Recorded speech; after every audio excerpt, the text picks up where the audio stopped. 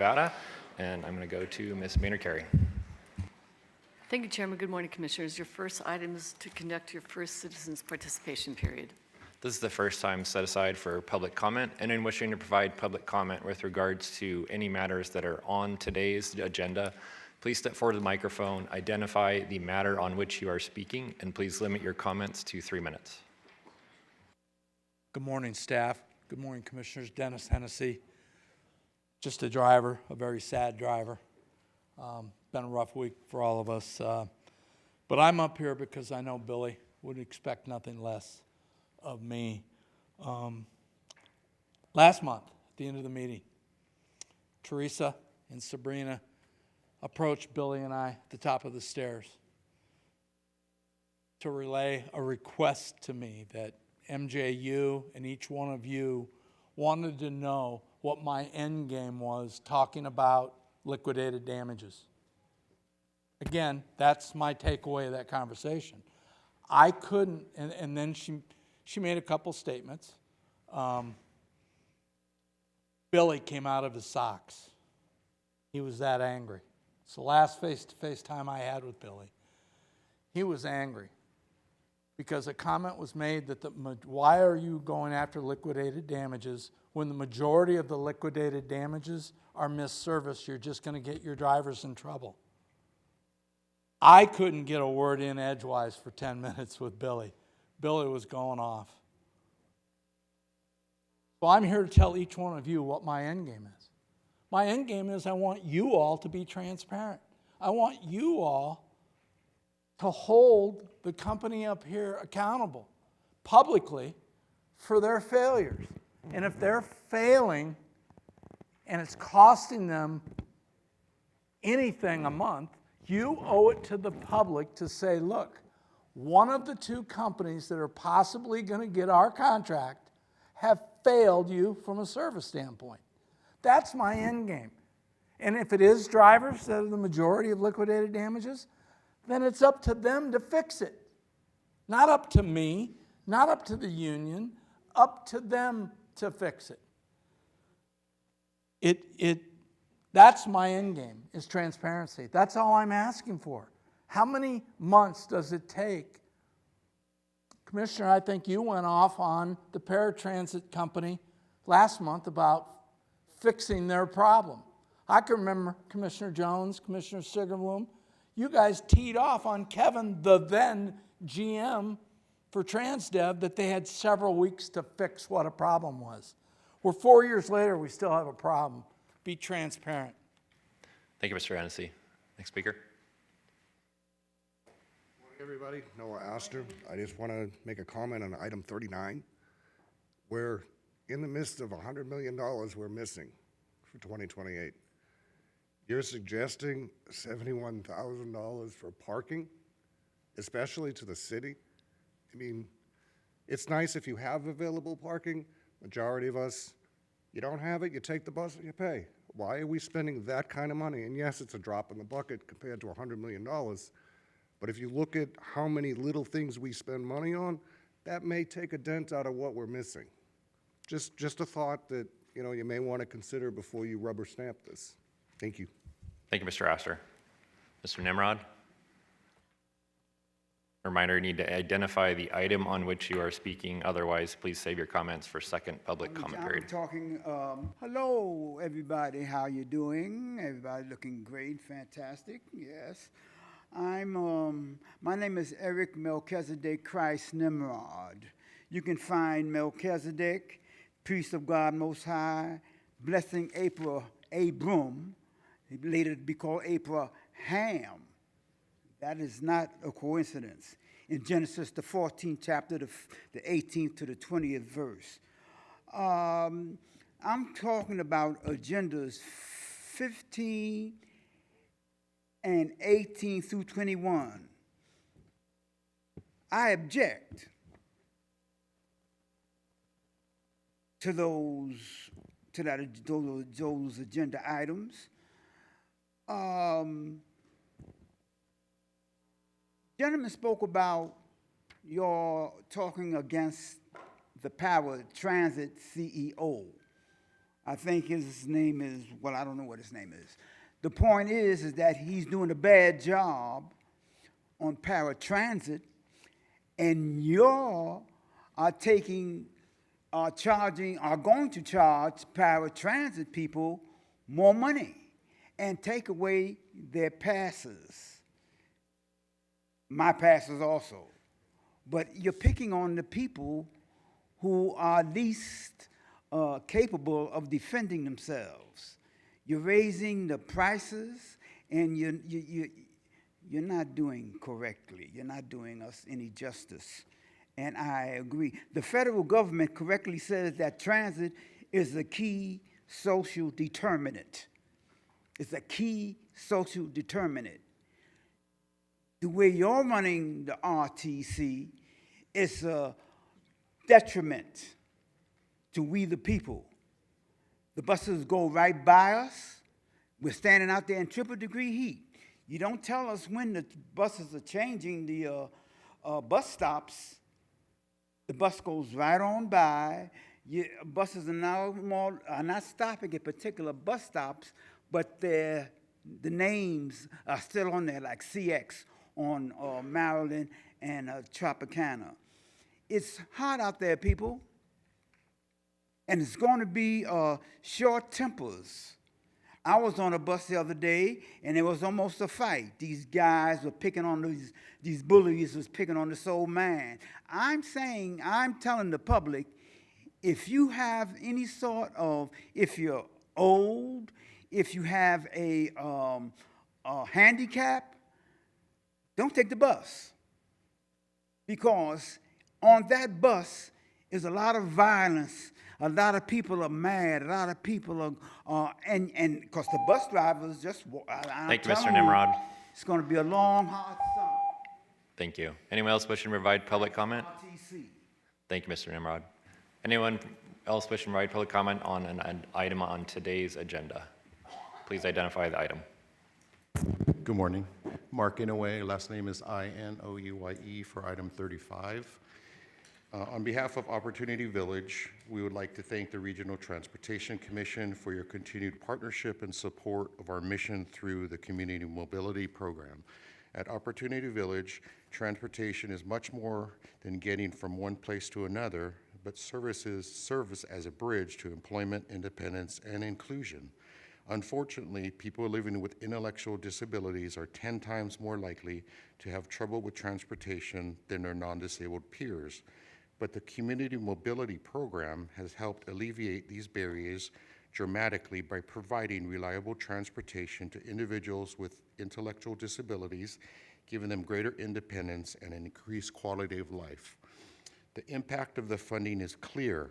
Over the past 12 months, thanks to RTC CMP, Opportunity Village has helped 681 individuals secure reliable transportation to and from the various locations across the valley.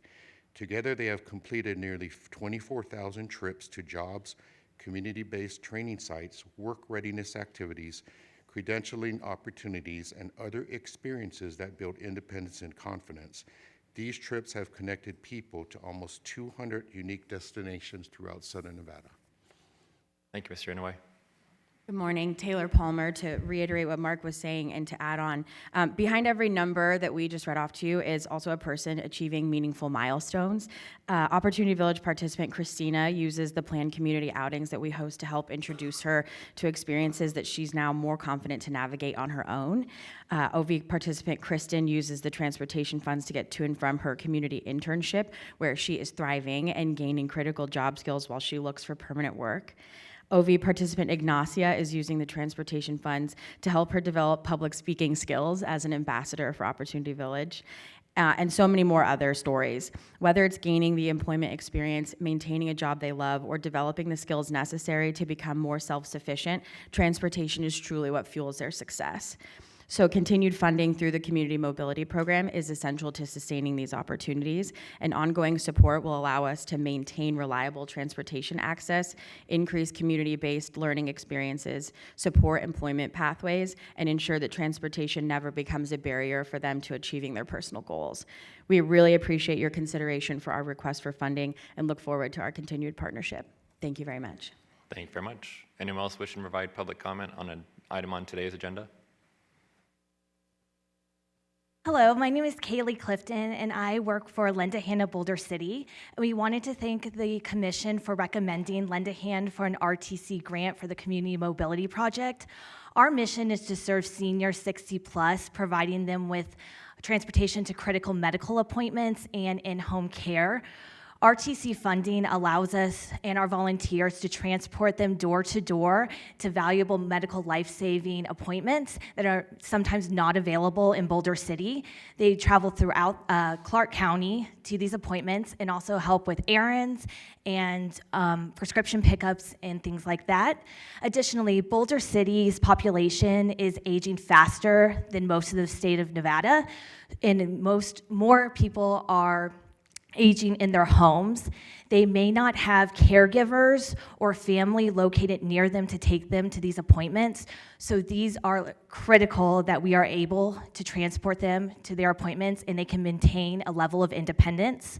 So we wanted to thank the board again for our recommendation for our grant. Without this money, many seniors will go without these appointments. Thank you so much. Thank you very much. Next speaker, please.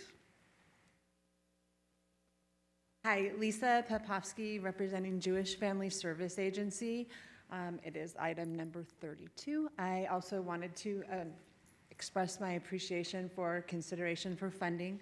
We serve over 10,000 rides for low-income, frail seniors. We agree with the previous speaker that we understand transportation is a social determinant of health, and that the funds that RTC is providing help Jewish Family Service to leverage both Clark County as well as state funding for a really robust transportation program that serves hundreds of seniors in this community for medical, social service, and other appointments. And we appreciate the work of the RTC staff as well as helping us to be successful.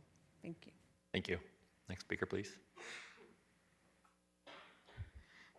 Good morning. I'm Cerise McAllister. I'm with Dignity Health St. Rose. I run the Helping Hands of Henderson program, and we also wanted to speak on item number 32 and just say thank you for all your continued support.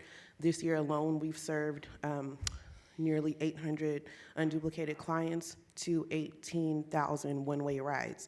Without you guys, our clients would be lost because a lot of our seniors are not able to go get on public transportation. So they like those personal rides. Like the guy mentioned earlier, it's not that safe for seniors to be on public transportation, so they really appreciate our program to be able to have that one-on-one time with the driver that they feel is safe, that they get to know, to get them to those things that are improving their health and wellness. So again, thank you from Helping Hands of Henderson. Thank you very much. Anyone else would provide public comment? Seeing none, I'll go ahead and close the first public comment period, and I'll turn it back over to CEO Maynard Carey. Thanks, Chairman. The next item is to approve the agenda. It's in order and ready for your approval. Thank you very much, and I will note for the record that Councilman Wanless, Mayor Hardy, and Councilman Barone are absent excused today. I'll entertain a motion. Move to approve. There's a motion on the floor. All those in favor? Aye. Aye. Any opposed? Motion carries. Thanks. Sorry, Chairman. The next item is to receive the CEO reports. And I have to tell you, I'm sad to start today's CEO report with the news that William Billy Lynn passed away earlier this week. He was a transit operator for many years and president of the Amalgamated Transit Union, or the ATU. Actually, Billy started driving here in Southern Nevada on September 9th in 2001. He mainly was a strip operator. Was very good at what he did. He became the ATU president on July 1st, 2024. He was a very familiar face at our commission meetings. I think it really was a privilege to work with him, his spirit of partnership. I would like to quote, Patrick Serafin is a good friend of Billy's, and he's also, he has some words that I think describe Billy to a T. I'd like to read that. For over 20 years, Billy stood for working people. He fought battles most never saw, carried burdens most never understood, and still found time to check on others when he had every reason to focus on himself.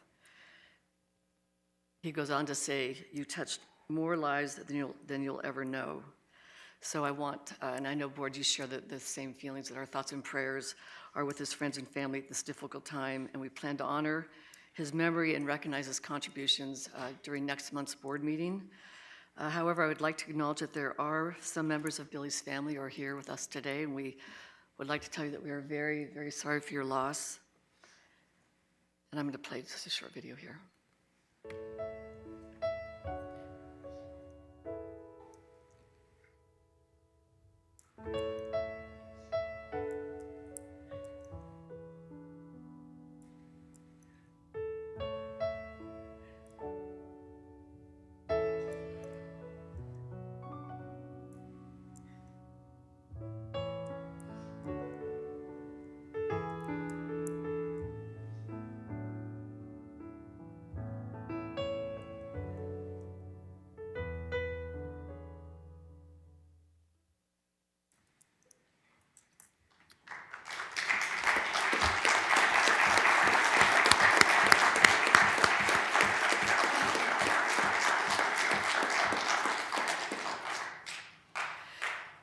Yeah. Yes.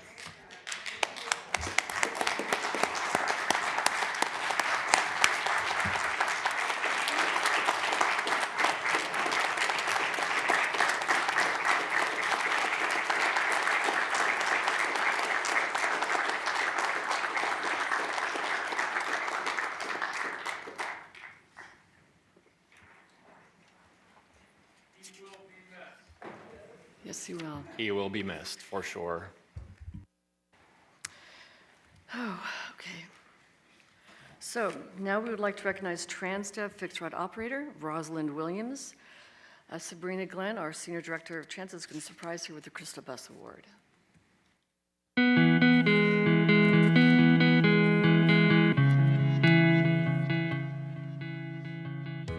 Thank you, MJ. Today, we are proud to recognize TransDev operator Rosalind Williams for her professional and outstanding service to our community. Rosalind has decades of experience serving RTC customers since 2005, driving for both paratransit and fixed route. She stands out because of her loyalty, patience, and dependability. Rosalind trains new operators, specifically the new drivers navigating the complex deuce on the Strip. She often spends extra time riding along with them, giving them the confidence they need to tackle the challenging route. Her attention to detail during hydrogen bus training led her to identify a brake test issue. She then helped develop an improved flowchart that is now in use. She lives by the simple motto, prayer, patience, prosper, and that shows in every interaction you have with her.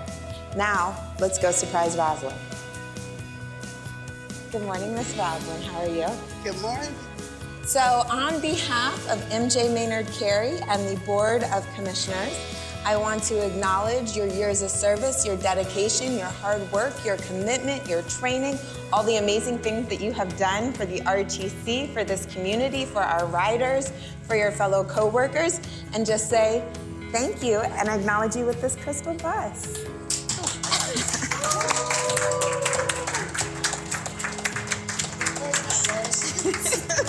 Congratulations. I enjoy my job. I really do. And everything, I put everything in it. Patience, kindness, respect, most of all that time. I truly dedicate myself to what I do in my career. We appreciate you, and we just wanted to take a minute to acknowledge all of your hard work. Thank you. It really does make a difference. Sure, I'm sorry. There's a tear coming too. We'll pause. Thank you, Rosalind. Rosalind, you here? Stand up. There she is.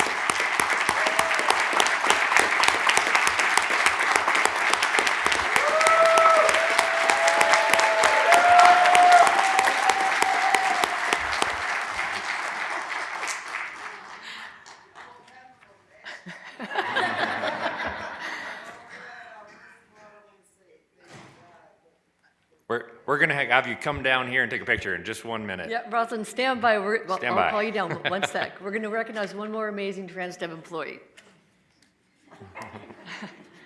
Next, we would like to recognize TransDev technician Thomas T.J. Williams. So let's watch as Roger Johnson, who's our Director of Fleet, surprised TJ with the Crystal Bus Award.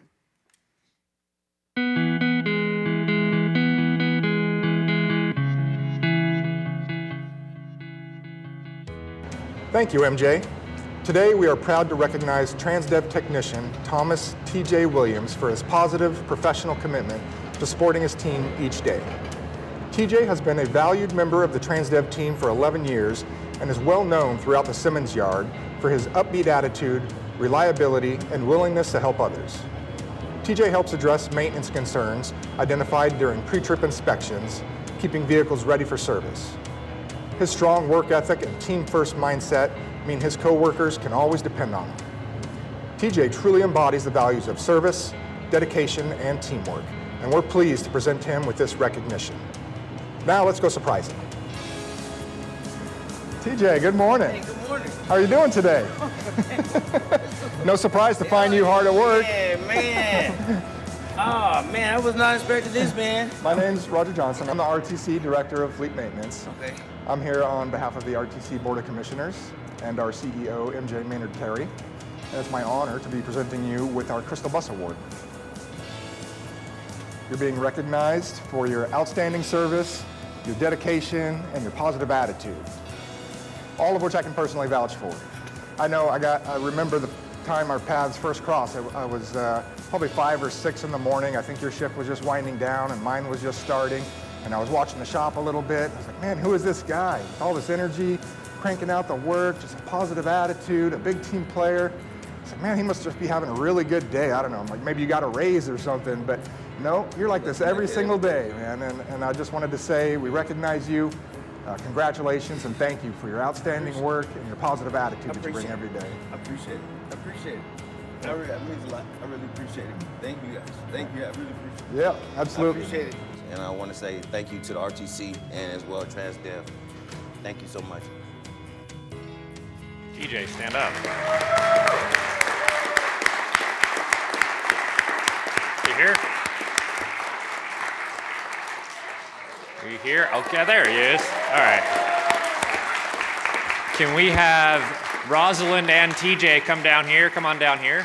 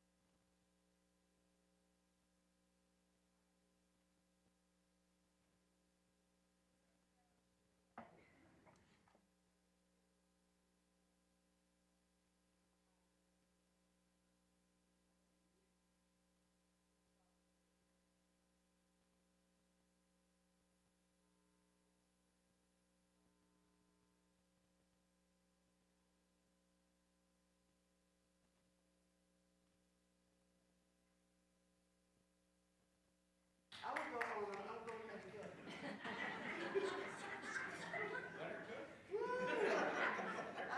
know what? I can tell you stories.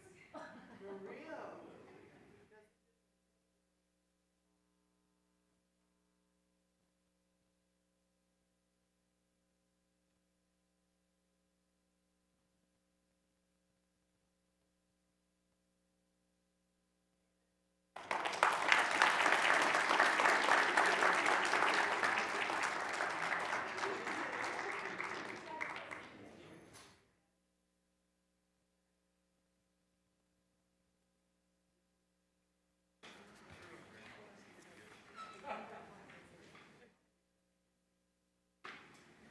One more round of applause.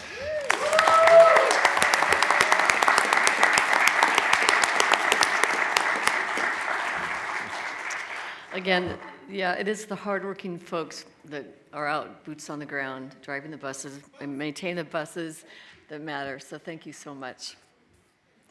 So we recently held our annual United for Infrastructure Business Expo and Luncheon at the Latin Chamber of Commerce to help connect local businesses with infrastructure investment opportunities. The expo and sold-out luncheon brought together small businesses, prime contractors, public agencies, elected officials, and community partners to discuss the infrastructure investments needed to support Southern Nevada's continued growth. I was privileged to join a panel of experts moderated by our own DCEO, Angela Castro, to discuss some of the biggest infrastructure challenges facing our growing community: public transportation, aviation, water, and development. So I'd like to share a brief video just highlighting some of the events of that day. Infrastructure means constructions, means jobs, means people still working. It means improving our community, streets, our neighborhoods. Infrastructure is everything. This luncheon is important to the Latin Chamber of Commerce and who we represent. We love our partnership with RTC. If you look around, when you see things getting improved, that means that there's jobs being created, better streets being created. That means more business for businesses. You know, I chose to be on the Transportation Infrastructure Committee. It's not your most glamorous, but it's the most important to this community because we depend on infrastructure to import everything from tulips to lobsters to people. Infrastructure issues should not be partisan. They're not red or blue. Everybody needs bridges and roads, and that's the case here in the Valley. And it's not just a federal issue.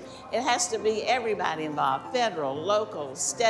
Also, the private sector needs to engage because that way we can do good planning, have infrastructure that lasts into the future, and build a resilient community. You have great leaders like Peter Guzman of the Latin Chamber. You have NJ Maynard from the RTC. And you have people who know business, who know infrastructure, who know transportation. And to hear from them, to see what's on the cutting edge, to hear from your critical stakeholders. And when you bring it together, those ideas just get bigger and better. This week, you know, with the help and support of the Latin Chamber, which is opening up a $2 billion infrastructure project that opens up all of West Henderson and the I-15 corridor, thousands of union jobs and economic development. We've been working on at the airport is how do we modernize and maximize Harry Reid International. Our facilities are aging, the underlying infrastructure is aging. How do we replace those while we continue to support the community, which is integral to the success of the hosting Super Bowl or college football championship game or BTS like this weekend. But infrastructure is at the basics of all of it, and without it, none of that happens. Today's expo is so important. There's a variety of businesses here. The Nevada Contractors Association is so thankful to be among our partners here, and it's really important to get the word out of the different businesses that create Southern Nevada. We're growing rapidly. We need to keep up with the infrastructure to help with the future growth of Southern Nevada, with businesses, community, all the homes. We have a lot of people that want to invest in Southern Nevada, so we need to make sure that our infrastructure meets that growth that's happening here. And we really appreciate our partnership with the Latin Chamber. It was a great event. So next, I'd like to turn this over to Sabrina Glenn. She's our Senior Director of Transit, and she'll go ahead and give you a transit ridership update. Good morning. Thank you, MJ. Chair, the board, Sabrina Glenn, Senior Director of Transit for the record. As we do each meeting, I'd like to provide the monthly update on the transit Ridership and Operations Report. This month, we will be reporting on April 2026, and as a reminder, we do report data 2 months behind due to the data validation process. In April, On Demand saw a 21% decrease in ridership. The Deuce on the Strip recognized a 4% decrease, and residential ridership decreased by 3% from this time last year. The decline in on-demand ridership was driven by service delivery challenges related to performance. The contractor's corporate leadership is working very closely with the local team to implement improvements and realign service delivery. During April, contractor staffing shortages impacted service on both residential routes and the Deuce on the Strip. The Deuce ridership was also affected by external factors, for example, the lower passenger volumes at Harry Reid International Airport compared to the same period last year, respectively reducing Deuce ridership, as well as ongoing construction along Las Vegas Boulevard.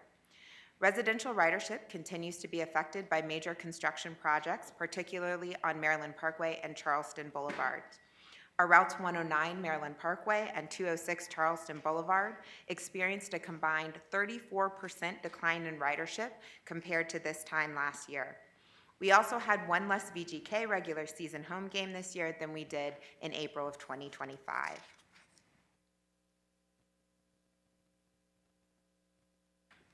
This chart provides a list of the 8 routes that recognized ridership increases above 5%. It's worth noting that in total, 22 of our 39 routes saw ridership increases over this time last year. We continue to attribute these improvements to adjustments from the last service change and changes in construction. Scheduled service is fractionally higher than April of 2025. As mentioned previously, the contractor experienced staffing challenges during the month of April, which contributed to the 1.3% increase in missed service over this period last year. April's vehicle requirements are aligned with the number of vehicles available in the fleet. April resulted in the completion of our contractor's Vehicle Summer Readiness campaign.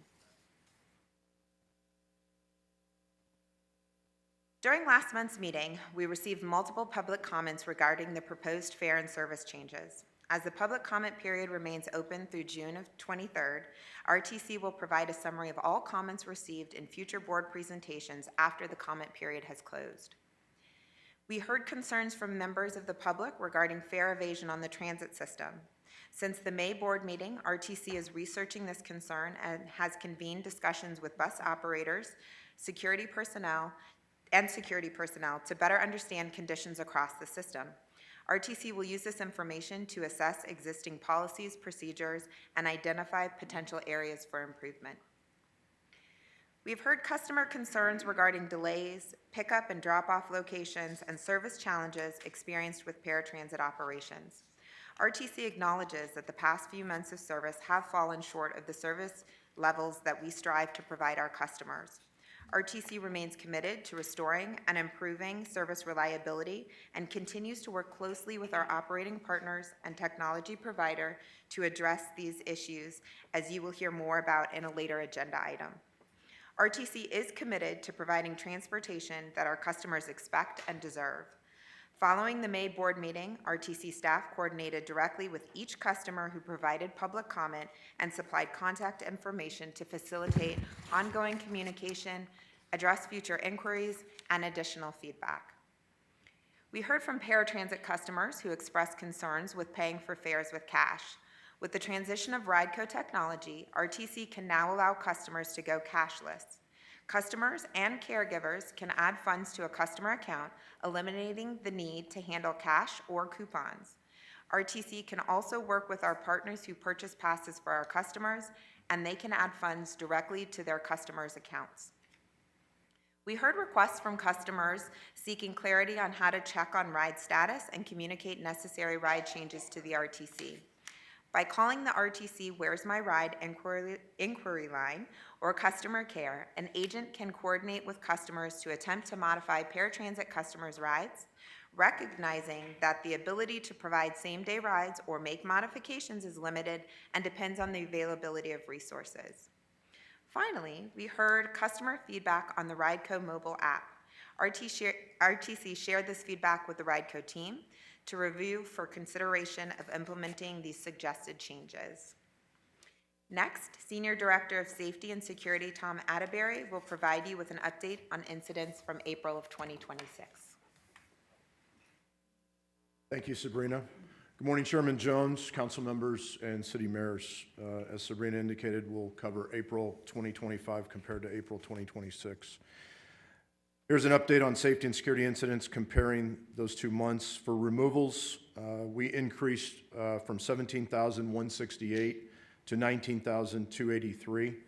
That's a 12.3% increase in removals. And for fiscal year 26 through May, we've got about 20 days left in the fiscal year, but through May, we're at 204,162 removals. That's an impressive amount of removals for Intercon. Trespass incidents rose sharply by 128.3%, increasing from 53 incidents in April of 2025 to 121 incidents in April of 2026.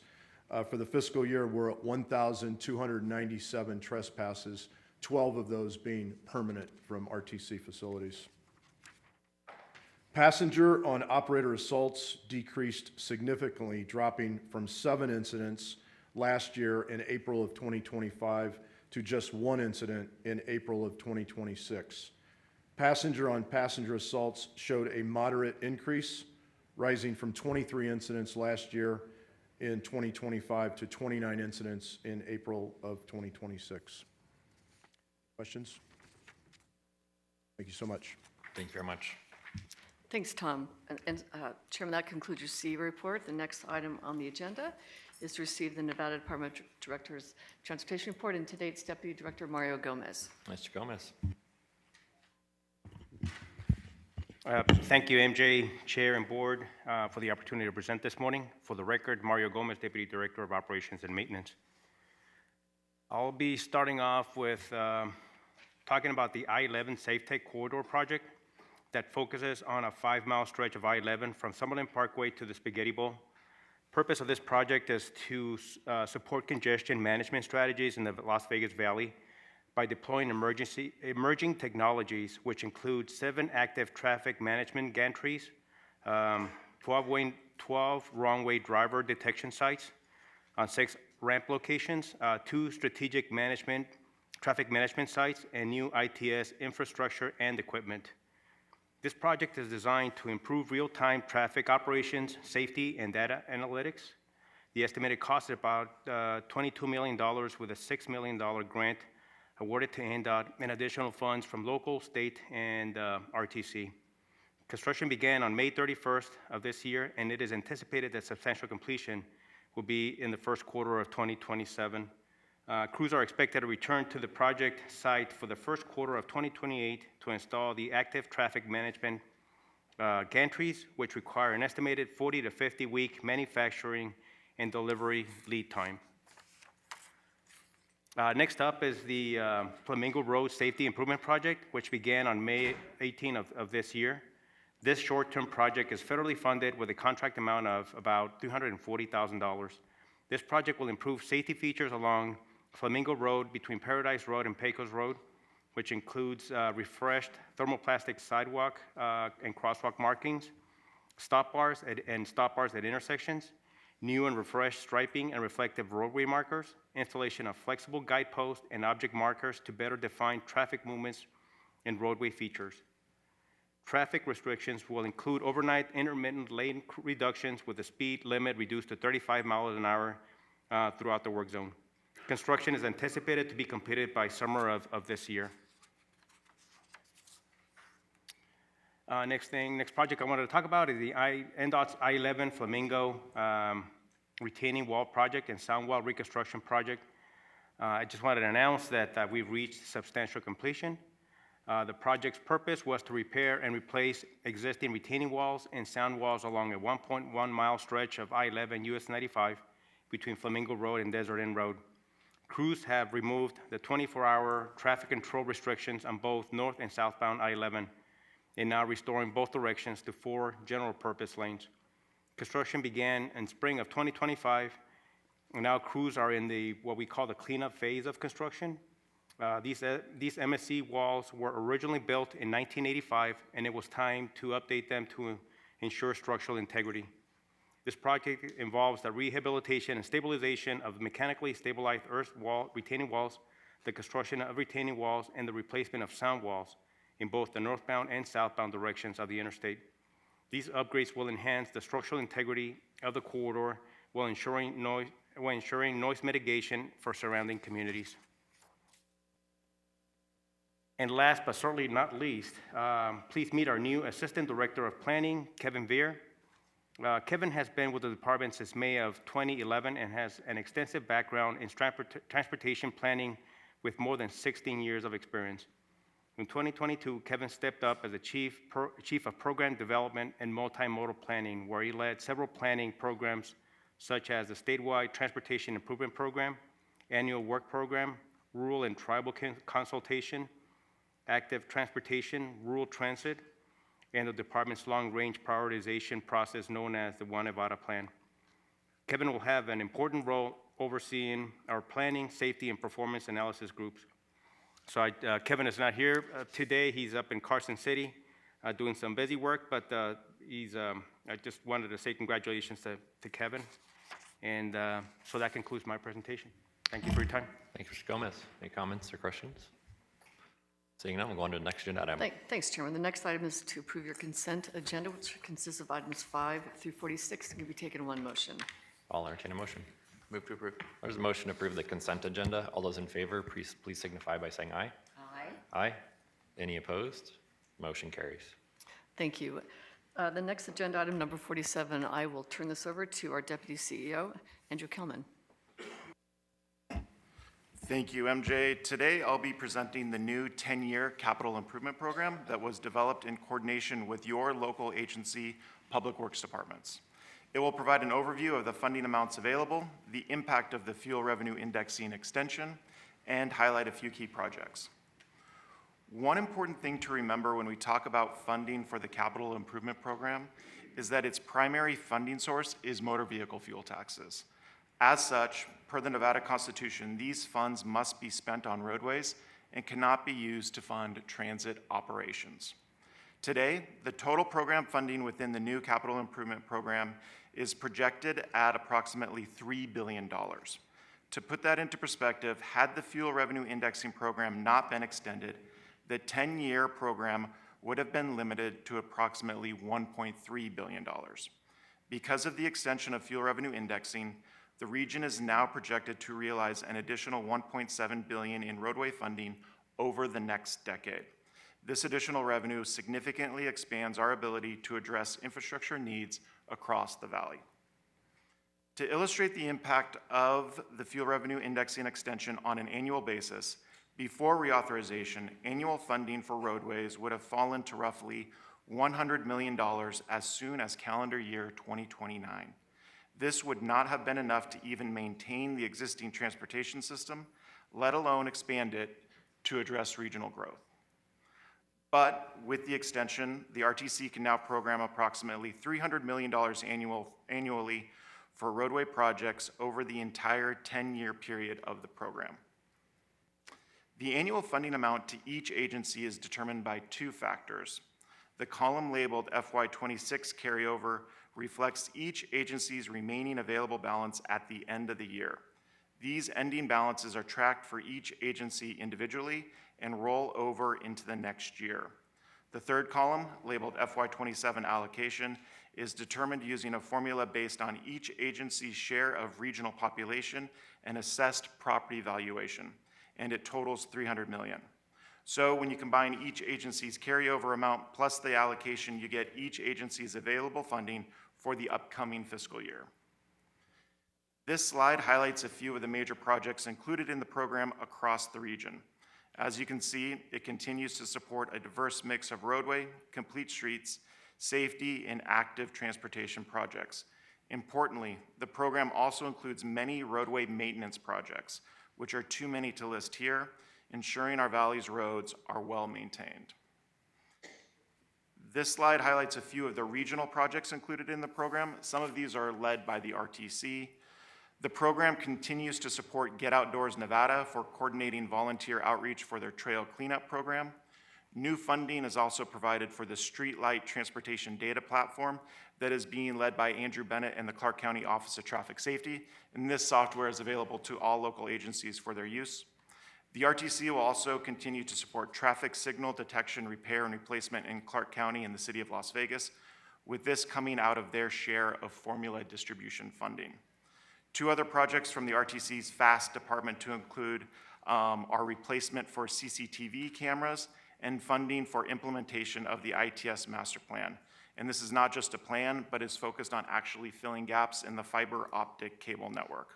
Finally, one last project to highlight is funding for a new pedestrian bridge at Las Vegas Boulevard and Sahara Avenue. The project was first identified in the Transportation Investment Business Plan about 10 years ago as a major regional safety and mobility project within the resort corridor. This represents a key portion of the local funding needed as the project pursues federal funding opportunities. And with that, I would again like to acknowledge the local agencies who worked with the RTC to develop the new capital improvement program, and staff recommends approval. Thank you, Mr. Kelman. Comments or questions? I just want to note on that last point, the FRI dollars not only fund these projects, but also allow us to go ask for additional federal dollars for construction here in Southern Nevada. I did want to ask a question on complete streets policies. They are included in the reference in the interlocal to our policies and procedures at the RTC. Can we make it a little more explicit in the interlocal agreements with the different jurisdictions that complete streets principles should be considered as part of the interlocal agreements with the jurisdictions? Sure, Mr. Chairman, yeah, we can definitely take a look at that and propose some language to add to the interlocal agreements. Okay, great. With that, Ms. Maynard, do you have something? No. Okay, I'll entertain a motion then. I'm going to move to approve, but I was just going to suggest that maybe to the legislators who supported the extension of FRI or the ability to extend FRI, maybe we let them know how we're going to use that money. And I'll move to approve. Thank you. All right, there's a motion on the floor. All those in favor? Aye. Aye. Any opposed? Motion carries. Thank you. Thanks, Andrew. Thank you. The next item, agenda item 48, I'm going to turn over to our CFO, Sharon Gutierrez. Thank you, MJ. Good morning, Chairman Jones and members of the board. Today, I will provide you a brief presentation on fuel revenue indexing financial updates. For calendar year 2025, the producer price index was 2% as shown in the blue line. The 10-year rolling average PPI is 4.71 as shown in the green line. The fuel revenue indexing 1 had a 10 cents cap as was reached on July 1st of 2016. Starting July 1st of 2026, the FRI extension rate will have a 3.7 cents increase from July 1 of 2025 for a total of 19.7 cents. Our FY26 projection for FRI1 revenue is $85 million, and we are budgeting $84 million for 2027. For our FRI extension, we are projecting $88 million, and we are budgeting $94 million. That concludes our fuel revenue indexing updates. We welcome any questions or views. Thank you, Mr. Gutierrez. Any other comments or questions? And I'll just reiterate that we are very happy with the ability to benefit from FRI, but it does not pay for transit, cannot be used for funding transit operations. With that, we'll go ahead and move on to the next agenda item. The next item is to receive an update on our paratransit technology. Today, we've got with us Antoinette Braddock, who's our Senior Director for Paratransit. We also have Lou Ferry in there. He's the General Manager for the paratransit contract. And then Will Proctor is here with Rideco. Prem, the CEO of Rideco, is stuck and the weather is not in great shape in the Midwest, so he could not be here with us. I do want to let you know, commissioners, because you are asking, and you've been all over this, the technology, we've seen significant improvement. As a matter of fact, where we are today, the on-time performance is better than where we were with our previous software technology. But I'm going to turn over to Antoinette. Thank you, MJ. Good morning, Chairman and the board. For the record, Antoinette Braddock. I'm the Senior Director of Paratransit and Specialized Services.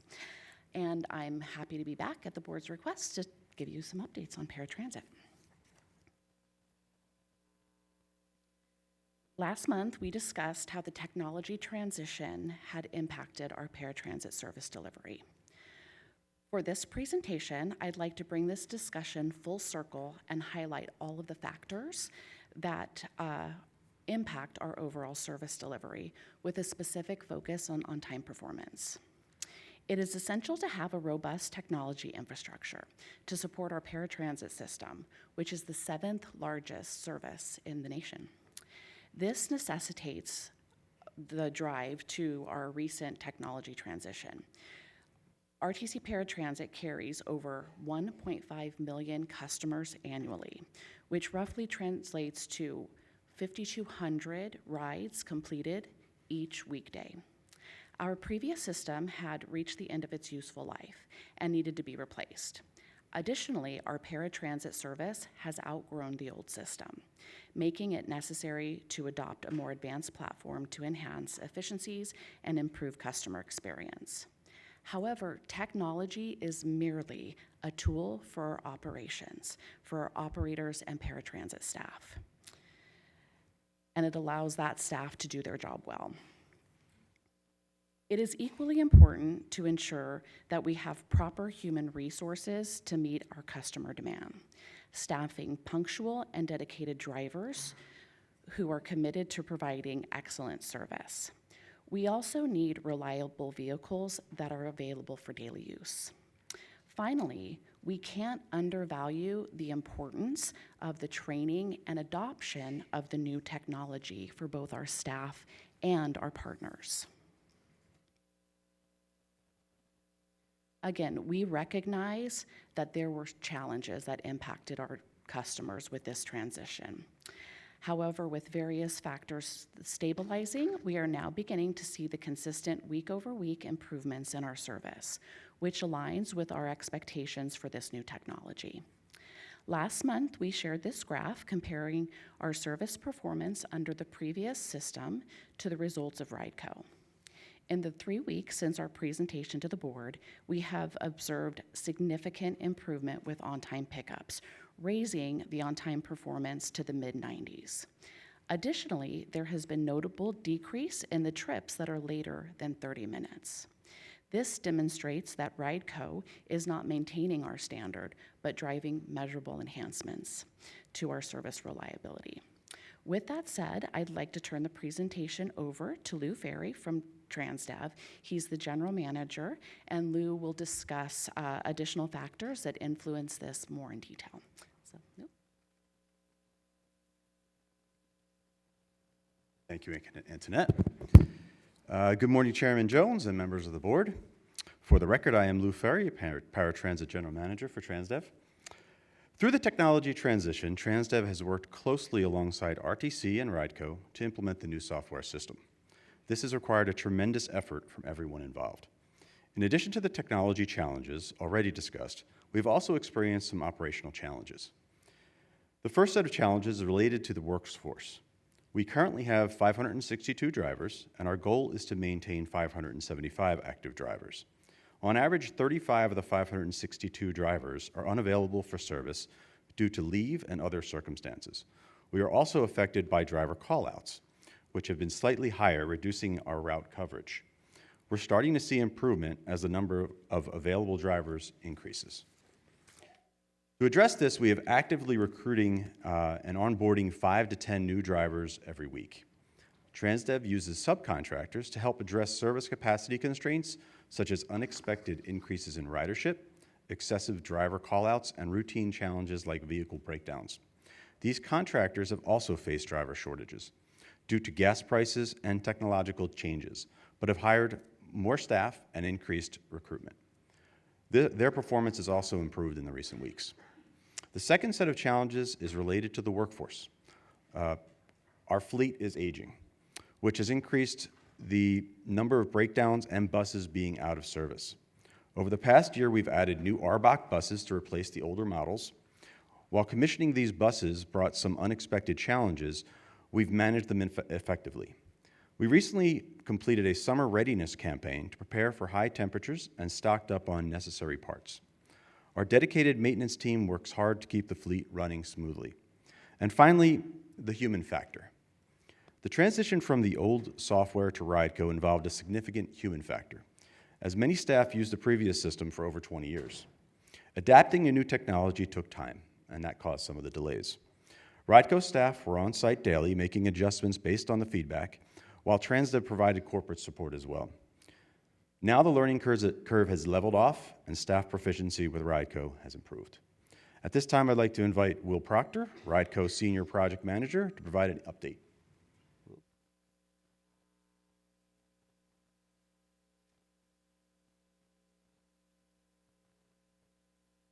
Thank you, Lou. For the record, my name is Will Proctor, Senior Project Manager at RideCo, and I am speaking in place of Prem Gururajan, co-founder and CEO of RideCo, who regrets he cannot attend today due to a canceled connecting flight caused by a storm in Chicago. I would like to address a few points mentioned by both Antoinette and Lou. We are encouraged by the progress we have made over the past few weeks. While we acknowledge that there were technology transition issues at the onset that affected service, we are making strides in several areas to provide continued enhancements and upgrades to operational technology. For customers, we have implemented center times to limit early arrivals and promote ride sharing. For dispatchers, we've created dispatcher groups to improve dispatching response. And for drivers, we have continued calibration of the drive time estimates and real-time information provided to drivers. Paired with these ongoing efforts by Transdev to recruit drivers, a focus on reducing driver callouts, sustained engagement with customers and agency partners to improve service, we anticipate continued benefits from the RideCo technology. The partnership with RTC is important to RideCo, and we are committed to transforming Las Vegas's paratransit service through a data-driven, app-based system that enhances accessibility, safety, and efficiency. Key metrics, such as on-time performance, have significantly improved under RideCo, from 89% under the old system to the mid-90s with RideCo.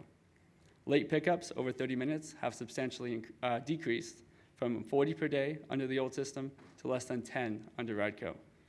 This provides a scalable foundation for future growth.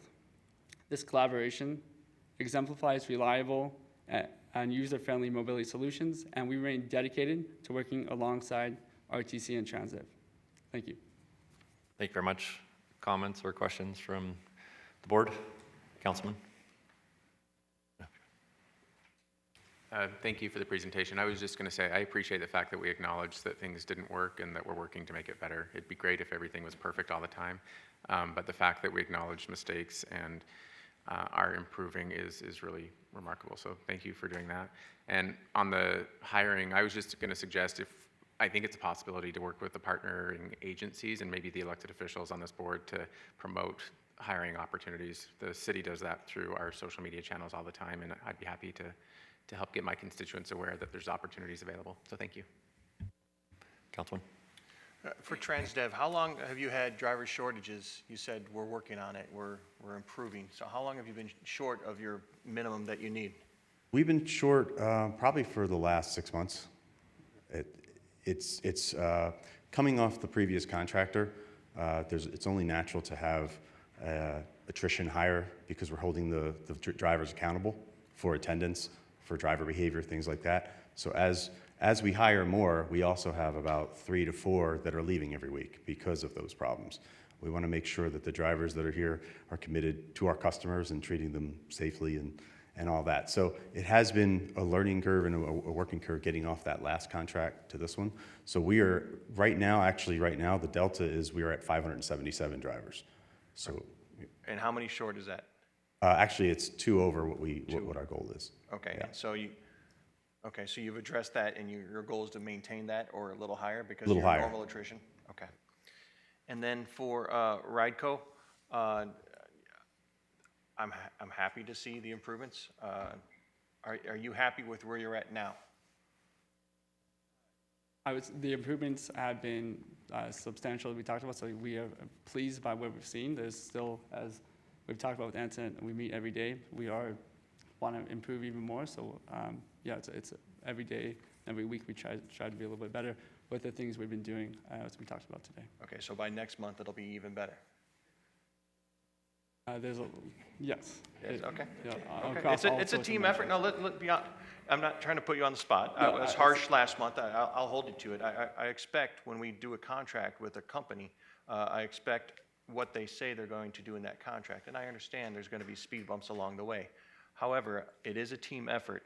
But at the end of the day, we're months into this. And so, although I always expect a baseline of what a contract is, as a company, I expect you to go above and beyond. But for now, you're not at the baseline yet. I'm happy that you're improving, but I want to continue to see the results. So I appreciate you all attending here, and I recognize it's a team effort on all of this. So I look forward to hearing from you next month. All right. Thank you. Any other comments or questions? And I'll just reiterate, I appreciate all of you working collaboratively. It is unfortunate that the rocky rollout came on the backs of people who can least afford that kind of a rocky rollout, our paratransit users.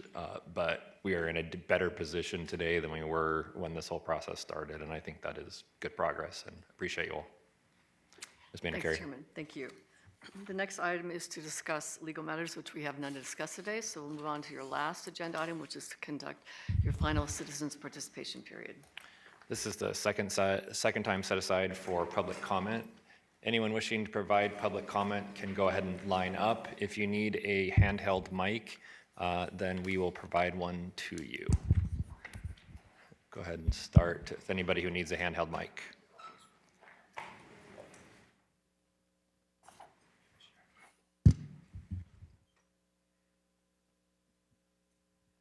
Yes, good morning. My name is Brenda Graham.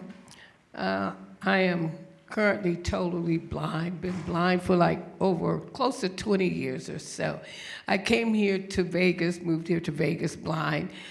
I had a situation, also I'm over the age of 75 or 75 plus. So my issues have been many, but I've been able to contend with them because this is the world I live in. I'm very independent and like going out and being a part of the sighted world system, if you will. I had an incident on Tuesday which has broken me down, and both mentally and hurtful as far as a blind person trying to live in a sighted world. I booked a ride through paratransit on Sunday morning to go to an address where I'm part of a volunteer service that distributes food to the homeless in the community that aren't able to survive. I booked a ride to go to a specific address. It was all confirmed. I was given the time. They text me the morning of the pickup, Tuesday morning, to advise me the ride was on its way. I got another text stating the ride had arrived to take me to my point of first part of the ride. All went well, got through the portion of the day, at which time maybe 10:45, my pickup was supposed to come back and get me. The driver couldn't find me, so finally I touched bases with her through my phone.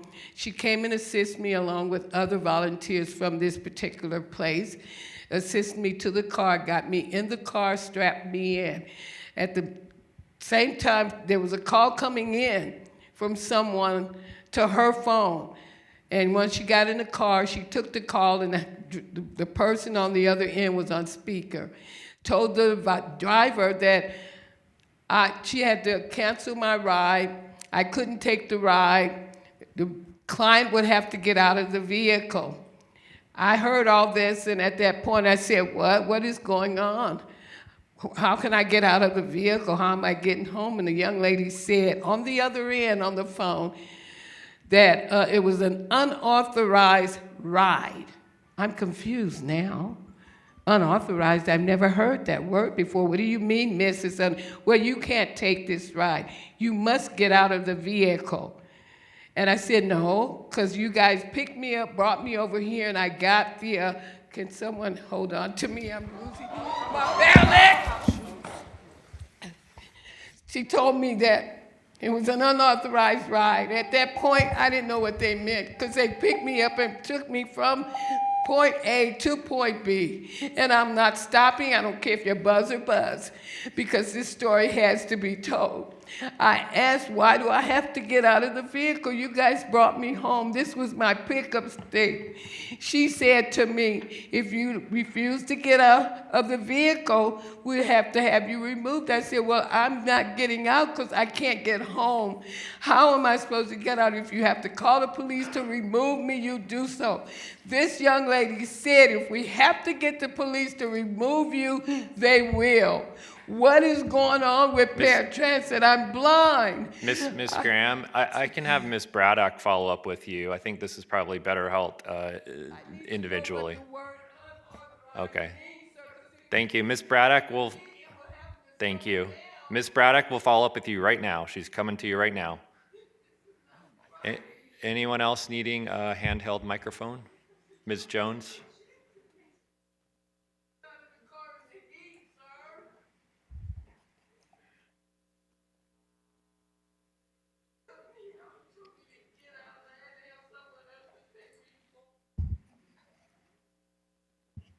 My name is Shelley Jones, SHELLEYJONES. And I'm here to talk about the coupons and the 22 ride pass. If you take those away, you're forcing blind people who are easy targets for the criminals out there to carry $1 bills, and that's not safe. That is not safe for anybody who is ADA, period. So how can you allow this to happen? We need those coupons and the 22 ride pass. A lot of people cannot afford a $90 ghost pass. If you up the price, that's fine, but make it affordable for everybody, not just those who can afford it, because that's not right and it's not fair. People who are on fixed incomes, first thing they do, besides paying their rent, is get the pass and the coupons so they can go to and from their doctors, pick up prescriptions, maybe going to the grocery store to get groceries.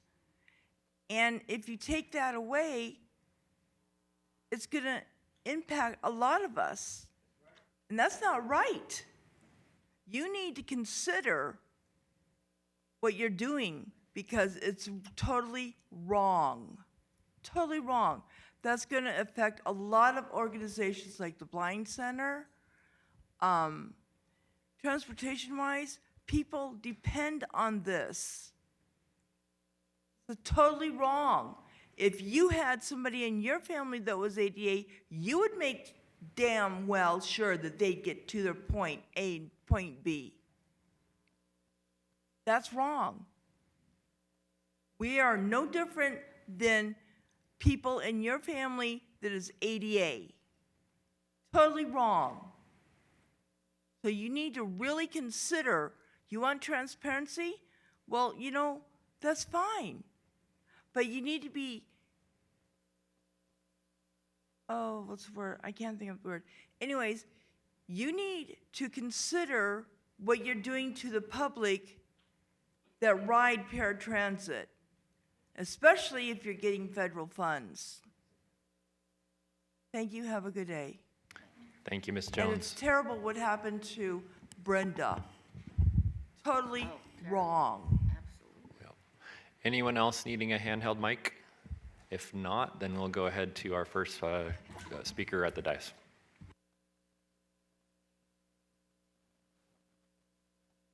Good morning, Chair and Commissioners. My name is Willie Chalmers III, and I am president of Las Vegas for Better Transit.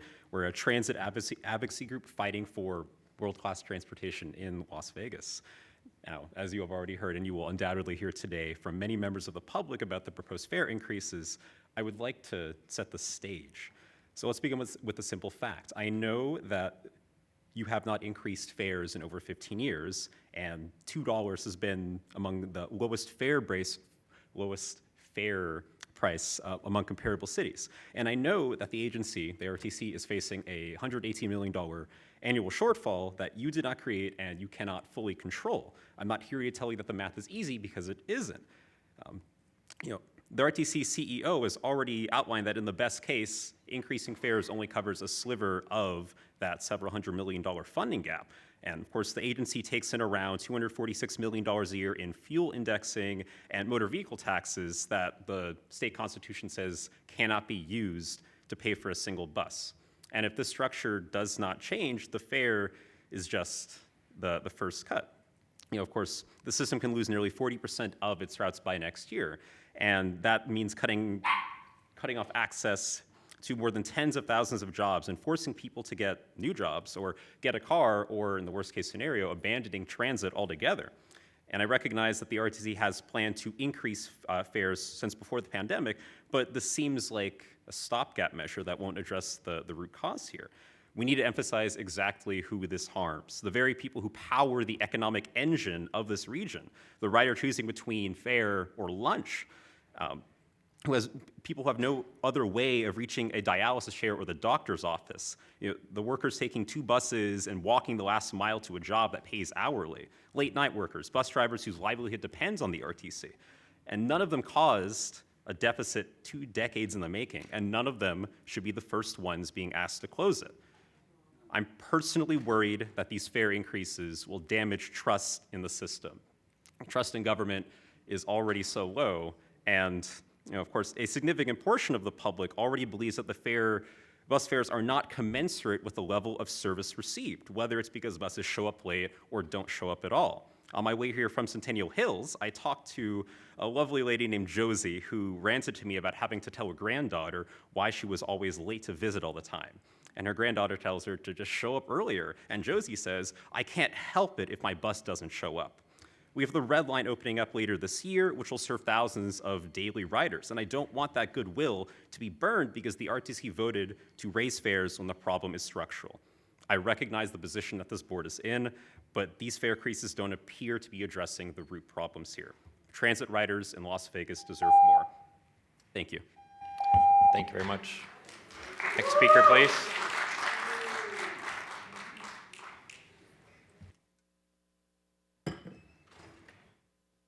Hello, my name's Nancy Gentis. I'm a volunteer with the Sierra Club, and I'm on the Transit Committee. And I wanted to speak about 2 things, and why I appreciate RTC and making changes to improve efficiency and expand the areas where the buses go. And I can't wait to see what they do out in Centennial, so my area gets more buses. I am concerned about the changes to the Centennial Express, which a lot of people in my area use it to go to the airport. Now it's going to end at downtown and then get on the Red Line, which I like that we have lines with colors now. It makes it more permanent.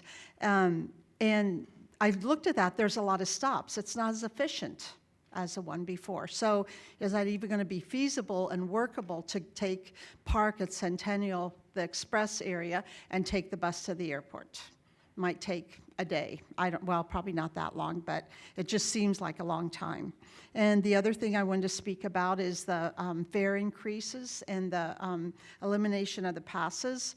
It's going to affect our captive ridership, mostly the people who are economically vulnerable. And it may not seem like much to raise it for $1, might not do that much for me, but people that are economically vulnerable, that something else has to give. And it's usually food or medicine, the things that are flexible. So I am concerned about that, although I do appreciate all the work RTC does to expand the system, and I'm looking forward to see the positive changes. Thank you. Thank you very much. Next speaker, please. Ms. Yan. Good morning, RTC Board of Commissioners. My name is Mingja Yan, speaking on my personal behalf regarding the proposed bus fare increase. RTC has structural financial deficit challenges. that were not created by bus riders. They were partly the result of decades of outward, low-density, spread-out development patterns and land use policies that made transit infrastructure harder and more expensive to operate and maintain. And this outward development pattern increases infrastructure cost, reduces transit efficiencies, increases traffic, and ultimately leads government agencies like RTC to being forced to seek fare increase or service cuts.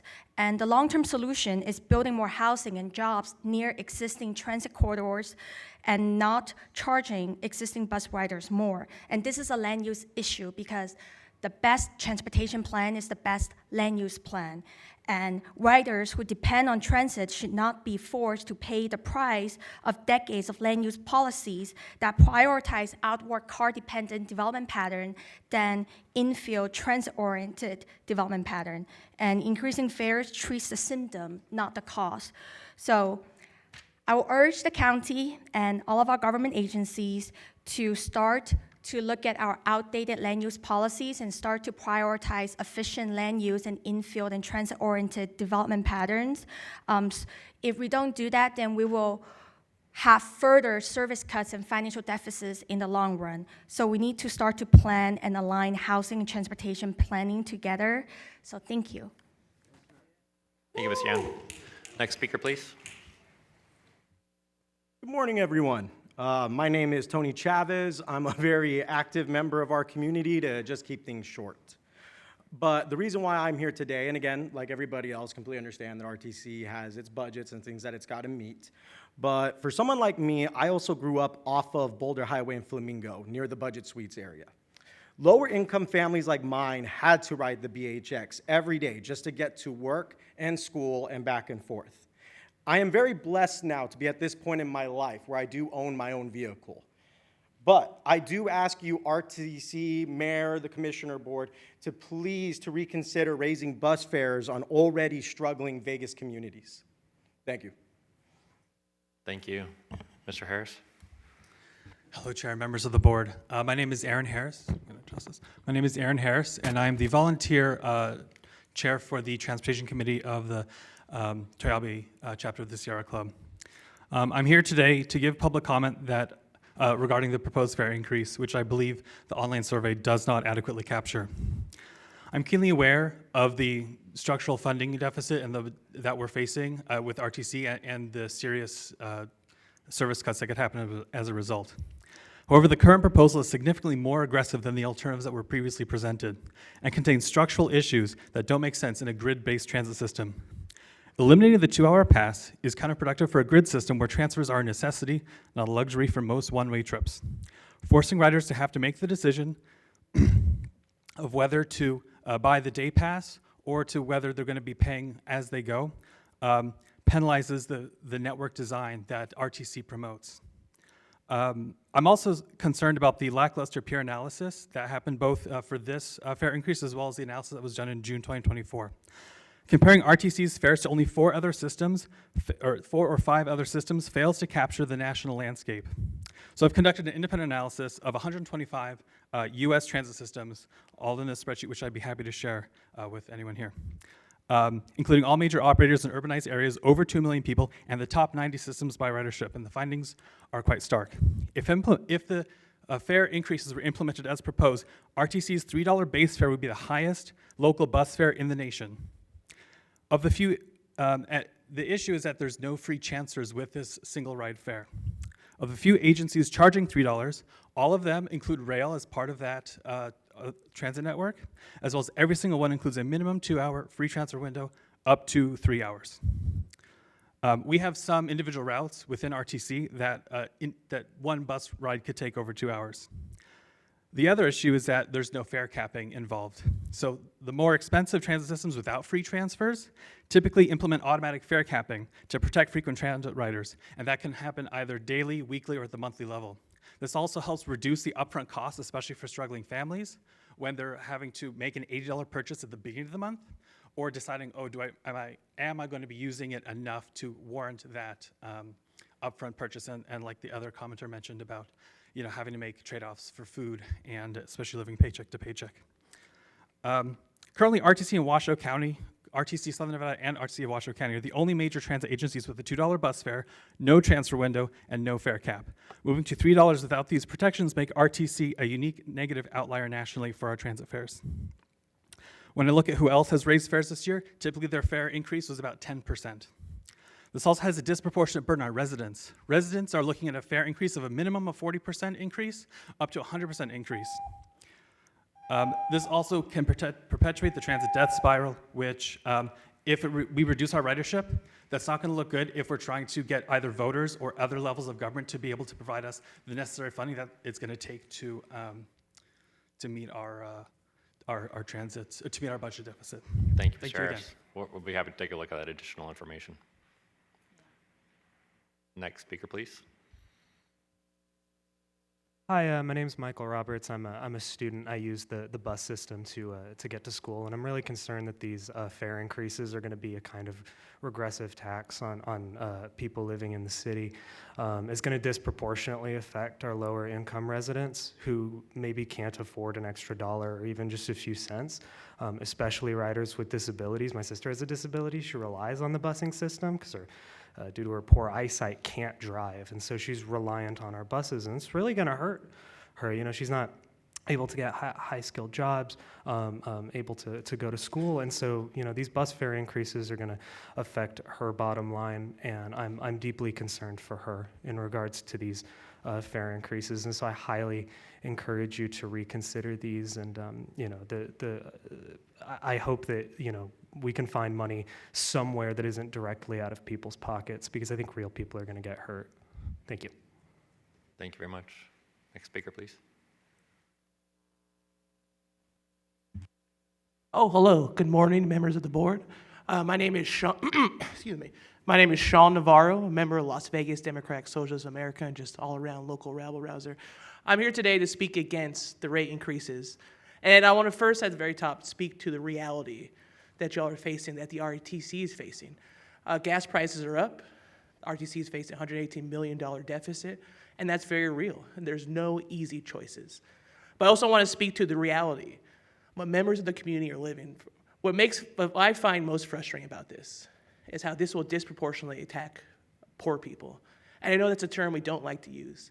I don't think any person's worth is judged by how much money they make. But this will impact poor people the most.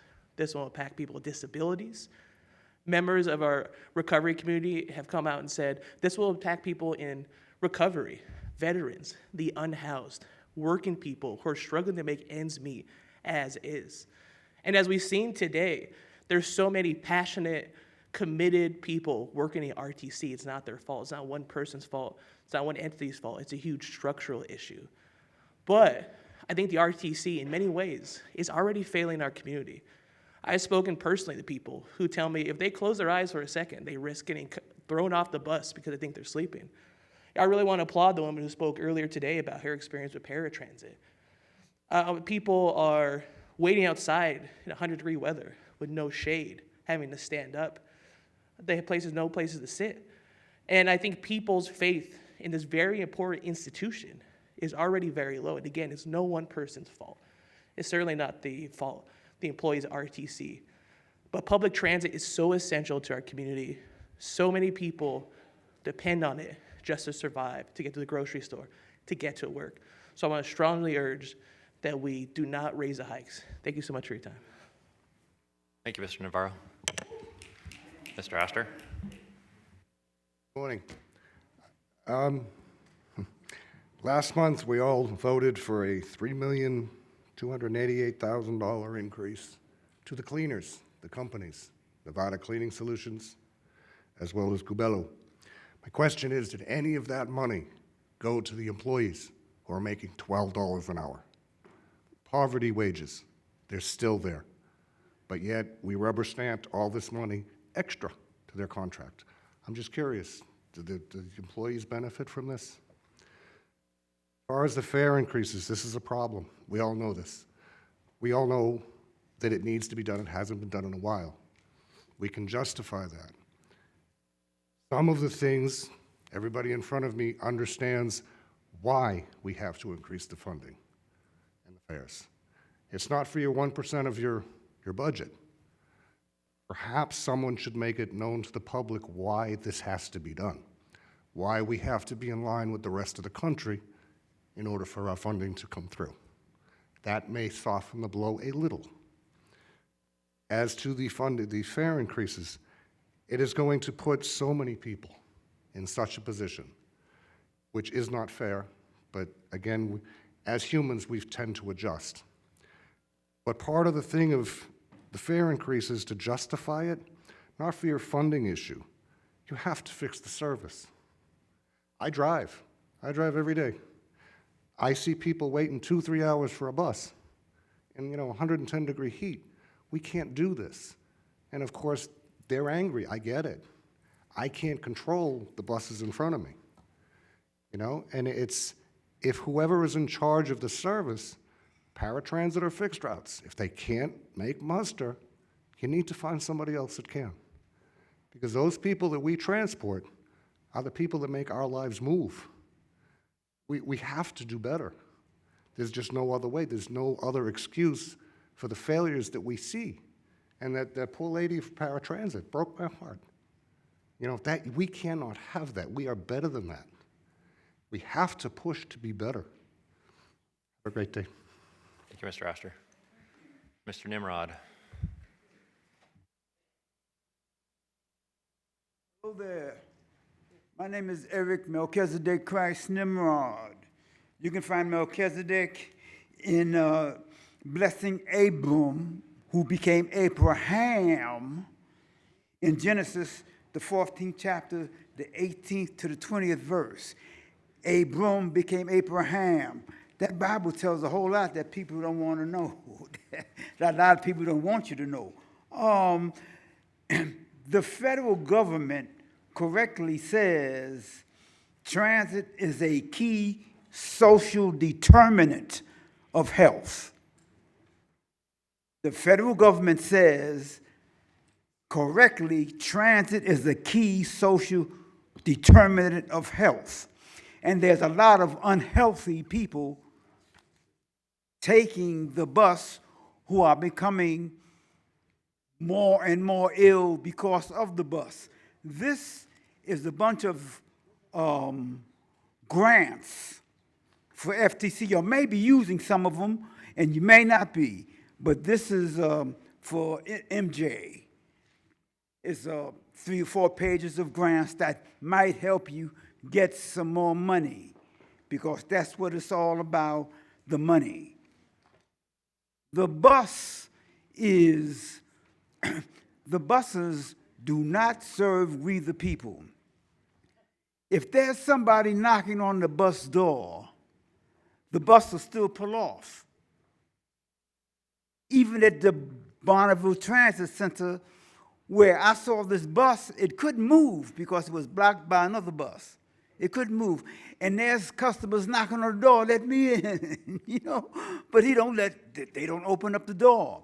The security, transit security, and the bus driver just running off at the mouth.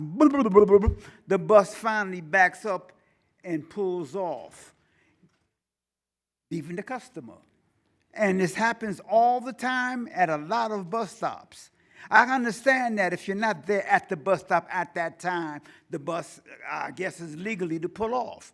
But if you're knocking on the bus door, open up the bus. That's customer service, and that's respect. You say your safety is our mission. That's a lie. Bus stops are changed without signs all the time, and bus drivers don't inform us, the bus passengers, that, well, we're not going to stop at a certain bus stop now because it's been changed. The bus drivers probably don't even know it's changed. Well, they know it's changed because they don't stop. But the point is that these bus stops are being changed, and these big, big, beautiful bus stops are being built, and we got to walk right past them. Thank you, Mr. Nimrod. Next speaker, please. It's a sadistic joke you're playing on we the people, and it's not going to work. Thank you, Mr. Nimrod.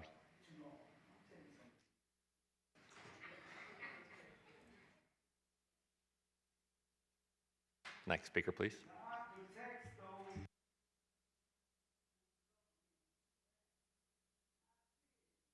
Good morning. Mr. Nemrod, we have a new speaker, please. Are you all able to hear me? I know I talk a little low. Sorry.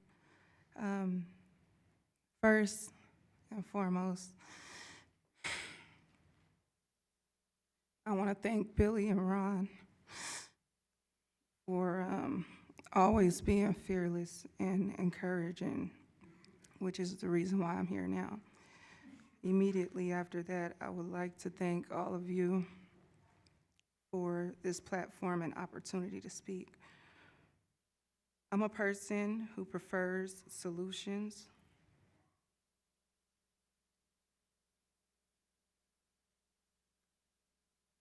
and would rather recognize positive contributions than dwell on problems. However, when issues are ignored, it becomes necessary to address them directly. Since protocol and accountability continues to be treated as optional by some individuals within management, particularly within BOC, I feel compelled to raise serious concerns regarding decisions that directly impact safety, morale, and operational integrity. There have been instances where as drivers have been instructed to continue operating buses that we and/or maintenance has already deemed unsafe and called back to the yard. These directives place operators in an impossible position. We're forced to choose between following questionable instructions or prioritizing safety of ourselves, the passengers, and the public. Equally concerning is the dismissive attitude shown towards the drivers who raise legitimate safety concerns. When employees are expected to disregard maintenance decisions, endure unnecessary stress, and operate under fear for retaliation or discipline, overall morale suffers. More importantly, public safety is compromised. The buses we operate are funded to safely transport the community. Safety protocols exist for a reason. When protocols are ignored, bypassed, or undermined, the risk extends beyond employees and affects every passenger and motorist on the road with us. My purpose today is not only to criticize, but to offer a solution, restore accountability, respect the expertise of the maintenance and the drivers, empower us drivers to report safety concerns without fear of reprisal, and ensure that established safety procedures are followed consistently by everyone regardless of the title or position. The expectation should be simple. If a vehicle is deemed unsafe, that determination should be respected. Safety should never be negotiable. Thank you. Can you state your name for the record? Laretha Seraphin. Thank you very much. Thank Next speaker, you. please.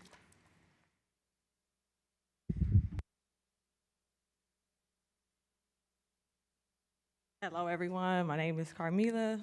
I just wanted to come up here and speak today because I disagree with the increase on the fare.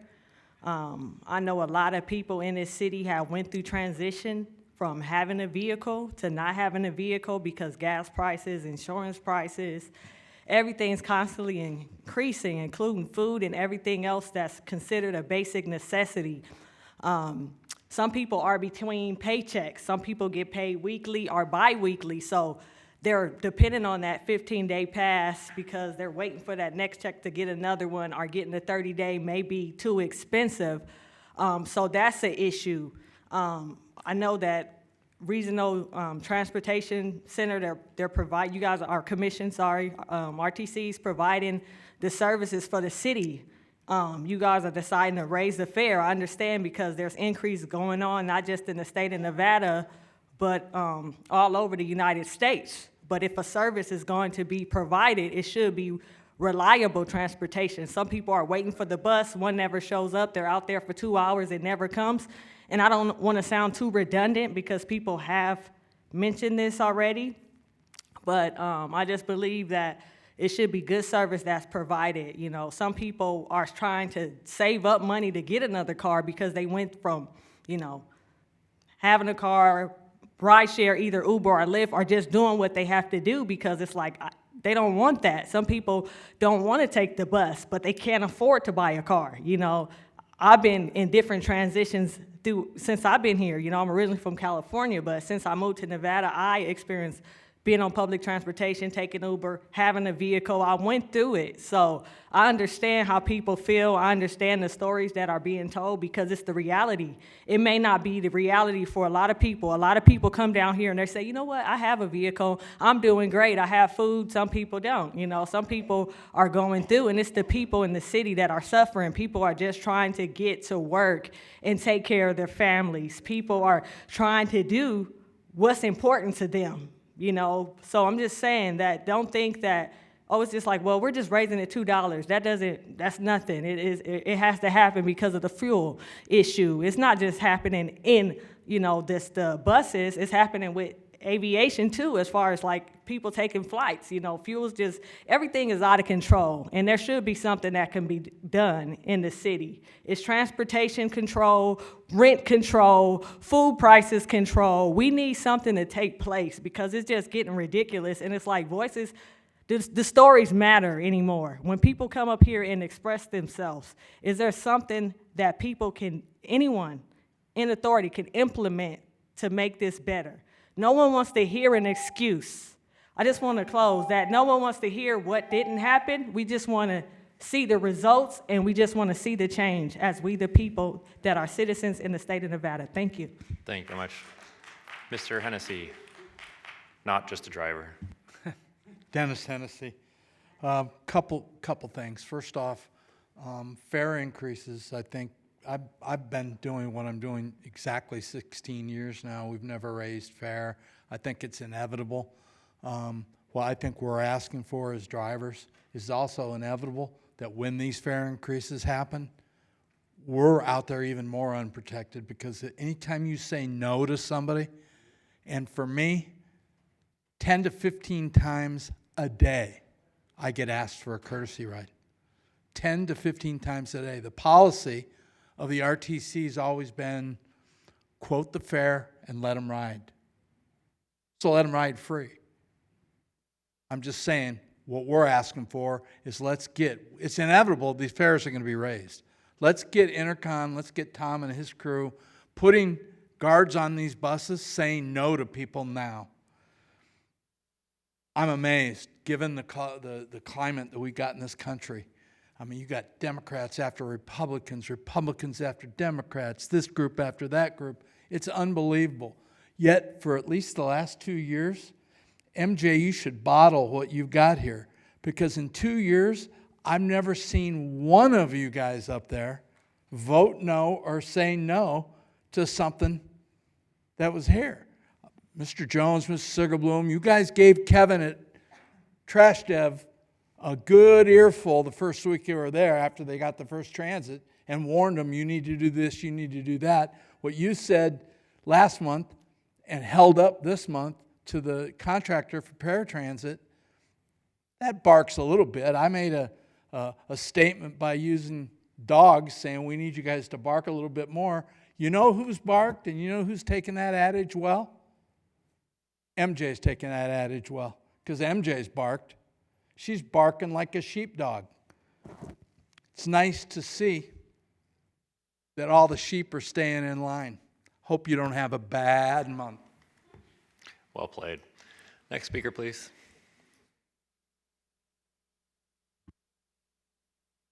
Good morning, all, and good morning, MJ. Thank you so much for the kind words, especially about Billy. He is definitely, him and Ron Williams and I have always had a passion to put so many people ahead of what we've built to see it not get unwound. And so thank you so much.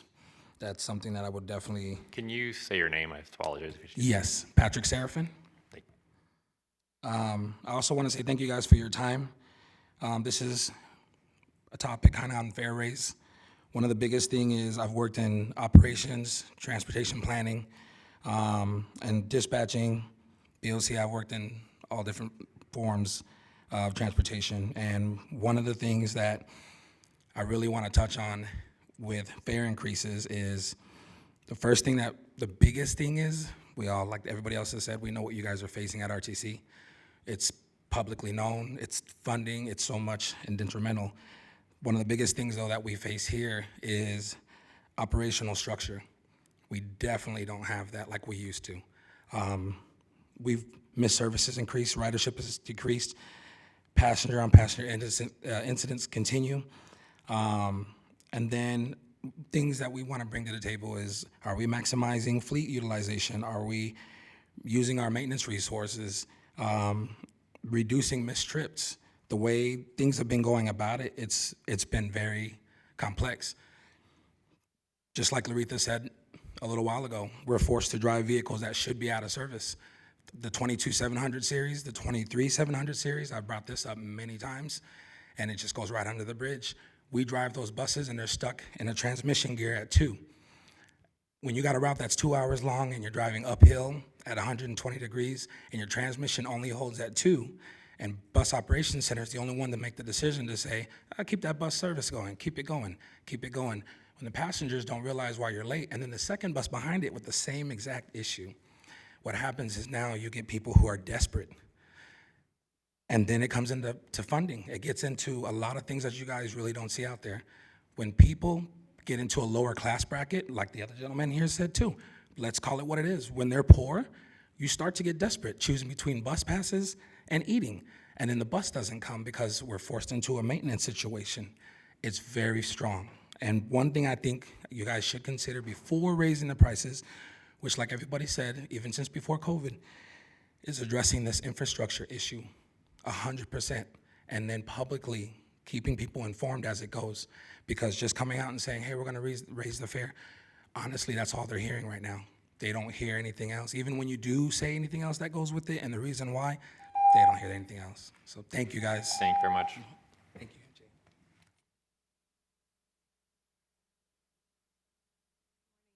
Katrina Heine-King, SVP for TransDev. First of all, on behalf of TransDev, I also want to extend our deepest condolences to Billy Lynn's family. I wanted to talk to you just very briefly about, you heard a little bit about staffing shortages. I know you heard from Lou a little bit ago about paratransit, but quickly on the fixed route staffing. So we need 880 weekly duties to operate the services for fixed route in the city or in the area. And TransDev, as of today, has 1,270 operators to fill those 880 routes. So it's almost a 30% buffer for planned and unplanned, time off that our employees earn and have the ability to take. I think what's happened recently, is we've seen an uptick in the unplanned time off that we need to address. So we're working on that. We have 54 employees right now that are in some phase of our training. 10 of them, I think, will graduate in the next couple days. We had a class of 18 that just started on Monday, another class that's going to start 2 weeks after. So it's a balancing act to try to cover the services even when we see an uptick in unplanned time off. And so that's what we're doing. I appreciate what one of the other speakers said, that there should be no excuses, and there is not any excuses. We can always do better. I think it's going to take all of us, not just management. It's going to take all of our employees to have that commitment, but I promise you we have that commitment. I'll keep coming every month to let you know the challenges we're facing and what we're doing to improve. But I appreciate your time. Thanks. Thank you very much. Next speaker. If there are no other speakers, then you'll be our last. Chad Dixon, Area General Manager for TransDev for the fixed route contract. On Monday night at about 11 p.m., I received a phone call of the passing of our ATU president, Billy Lynn. Billy was a vigilant member of our team who advocated tirelessly for our drivers and mechanics. He is greatly missed. TransDev is providing grief counseling for anyone in need. I would like to offer our deepest condolences to Billy's friends and family. Billy is undeniable and amazing and wonderful. Additionally, I'd like to share that all week at both the SMF and IBMF yards, celebratory operations have been underway in our maintenance departments, celebrating and appreciating the mechanics that keep our buses and the city moving. I would personally like to thank all of our maintenance staff for the hard work that they do. They are the backbone of our service, and we couldn't operate without them.